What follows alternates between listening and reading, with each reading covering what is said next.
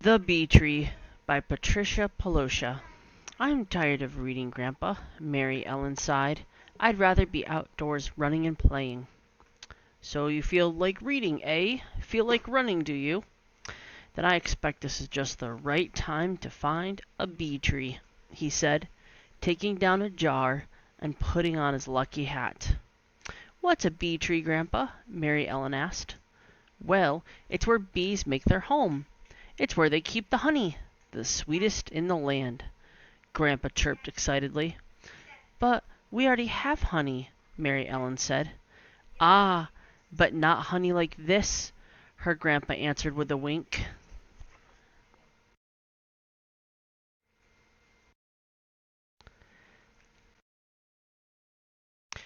Mary Ellen and her grandpa put on their coats and went outdoors. They walked down past the hollyhocks to the garden and found bees gathering pollen from the flowers. Her grandpa carefully trapped some in a glass jar, making sure not to hurt them. When he was sure that he had enough, he smiled and leaned close to Mary Ellen. They'll take the pollen back to the hive to make into honey and we'll be right behind them. Then he slowly loosened the lid of the jar and let one single bee escape. It stayed on the mouth of the jar for a moment, flew straight up, and then buzzed toward the cornfield. Quick now, run! Grandpa called out as he began to chase the bee. Just then, Miss Govlock from down the creek way was walking baby Sylvester in his carriage. Mary Ellen and her grandpa ran by them. We're off to find a bee tree today, Grandpa shouted. I haven't done that since I was a girl, Miss Govlock said excitedly. May I come too? Grandpa motioned her to follow, and the three of them were off and running. Baby Sylvester laughed out loud as his carriage bumped and bounced through the rows of corn. Honk! Went a goose as it waddled after them. As they came to the cornfield and crossed Deeds Junction, Einar Toad came around the bend on his squeaky old bike. Where are you going in such a hurry? He asked. A bee tree, Mary Ellen puffed as the foursome scurried by. Chasing a bee to its tree? This I would like to do also, he said as he stood up and pedaled faster. The wheels of his bike went tweedle, tweedle, squeak. Their boots slapped the ground. The buggy pitched and swayed, and the goose honked as they ran after the bee. The bee swooped down and stopped, held in midair, then circled past them and headed straight for St. Joe River. Olav Lundhagen was strolling on the nearby shore with the charming Herman sisters, Petra and Dorma. Looked up and noticed the commotion coming toward them. Where are you all going? He called out. To a bee tree. We are going. Einar Tudevald puffed as he pedaled by. Can we come too? The two lovely ladies pleaded. Fast! You'll have to run, Einar said. We don't care. Let's go! The three of them shouted as they raced after him. Slap, bump, honk, tweedle, tweedle, squeak, thump. They all went as they sped down the road after that bee. Klondike! Bertha Fitchworth, just back from an expedition in the Yukon, had car trouble next to the road. She looked up just in time to see everybody running by. You say you're after a bee tree? She shrieked. Zounds, that won't be easy, but Eureka, what an adventure! She sprinted along behind them. The bee dipped and soared as it made its way out of sight. But Gramps carefully let out another out, and the chase was on again. The noisy, merry bunch galloped up over the Bird-Talk Fellow Ridge, only to run smack dab into Fiduciary Long Drop's herd of goats. The goats bleated and bucked as the people clambered through them. What ho! Fiduciary called out. You're going to scare me goats.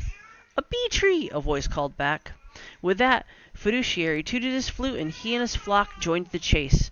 Bounding billies, this will be great, he said on a dead run. Then 3 traveling musicians looked up just in time to see a thundering stampede of goats and buggies, people and bikes coming straight for them. "Why are they all running, Pa?"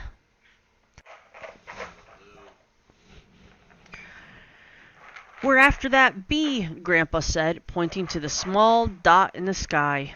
"It's leading us to the bee tree," Mary Ellen wailed as she streaked by them. "Come along! Klondike!" Bertha chortled as she huffed past. Slap, bump, bleat, honk, tweddle, tweddle, squeak, thump. They went as they ran. Hoofs clattered, rows of corn were parted. Nothing really mattered but chasing that bee.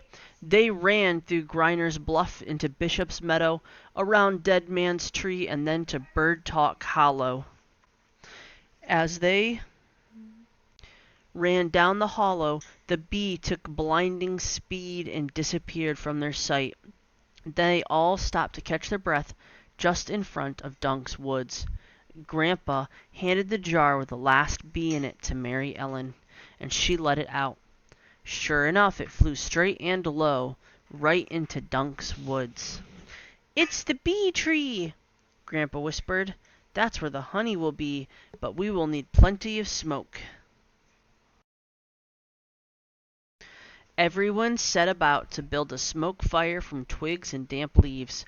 When the smoke had quieted the bees, Grandpa balanced on Einar's bicycle and reached into the tree. As he pulled out small pieces of honeycomb, he dropped them into some of baby Sylvester's spare clean diapers that Klondike Bertha was holding. Mary Ellen tied them into neat little bundles, and Miss Lundhagen put them into the baby carriage. The musicians played merrily as the Herman sisters danced. Grandpa invited everyone back to the house for baking powder, biscuits, fresh brewed tea, and of course the honey. There was music and dancing, tall tales and raucous laughter as they buzzed about the sweet adventure of that day. Grandpa took Mary Ellen inside away from the crowd. "Now, child, I'm going to show you what my father showed me and his father before him," he said quietly. He spooned the honey onto the cover of one of her books. "Taste," he said, almost in a whisper. Mary Ellen savored the honey on her book. "There is such sweetness inside of that book, too," he said, thoughtfully. "Such things, adventure, knowledge, and wisdom. But these things do not come easily. You have to pursue them, just like we ran after the bees to find their tree. So you must also chase things that are through the pages of a book." Then he smiled and hugged her. From that day on, Mary Ellen never again complained about her reading. She found it to be every bit as exciting as a wild chase through the Michigan countryside, and as sweet as the honey from a bee tree. The end.